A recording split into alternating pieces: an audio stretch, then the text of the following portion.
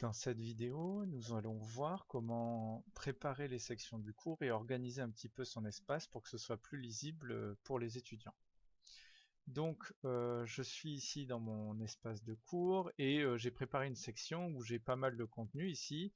Et donc, le problème, c'est que pour les élèves, c'est pas très lisible. Et puis même pour moi, je peux avoir des éléments qui parfois sont cachés et tout ça.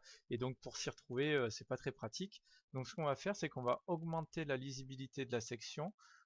Et pour ça, il faut passer en mode édition. Donc, on clique sur la roue dentée, on active le mode édition. Et tout en bas de la section, je vais ajouter une activité ou une ressource en bas à droite. Je clique ici et je vais ajouter une étiquette. Donc le but, ça va être de séparer en plusieurs morceaux la partie vidéo d'introduction, la partie TP, cours, etc. Donc pour ça, je vais mettre des titres. Donc là, je vais d'abord mettre un premier titre qui s'appellera Introduction. Alors j'aimerais bien que mes titres ils soient un peu plus visibles que le reste des écritures, donc je vais le mettre un peu plus gros. Je vais le mettre en gras souligné, pourquoi pas. Je vais le mettre aussi, pourquoi pas en rouge, voilà. Je pourrais aussi le centrer ou ne pas le centrer. Voilà, donc il y a un certain nombre de choses qu'on peut faire. Si j'enregistre ici, vous voyez que j'ai mon introduction qui est ici et je peux la mettre ici. Et je peux de même dupliquer cette étiquette une fois qu'elle me plaît pour pouvoir mettre ici les travaux pratiques. Ensuite, je vais encore la dupliquer pour pouvoir mettre la partie cours. Je vais pouvoir la dupliquer ici pour pouvoir mettre la partie exercice. Et enfin, je vais pouvoir la dupliquer pour pouvoir mettre ensuite la partie débriefing. Donc là, c'est si cette étiquette-là me plaît, l'avantage c'est que pour les élèves, donc si je viens sur une vue élève, voilà, je mets à jour, on voit bien qu'il y a le premier titre avec deux éléments, le deuxième titre, deux éléments, etc. Donc ce qui veut dire que ça aère un petit peu la page.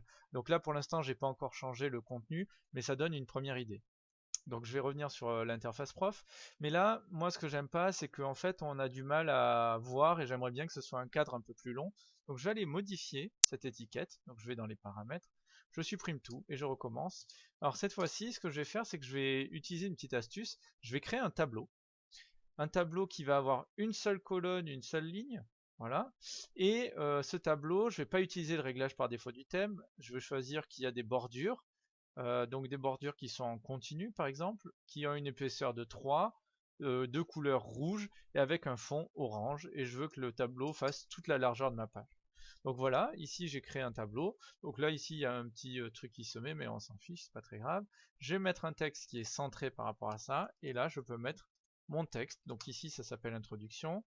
Je peux le remettre en plus grand, le mettre en couleur si j'ai envie, donc voilà, en gras.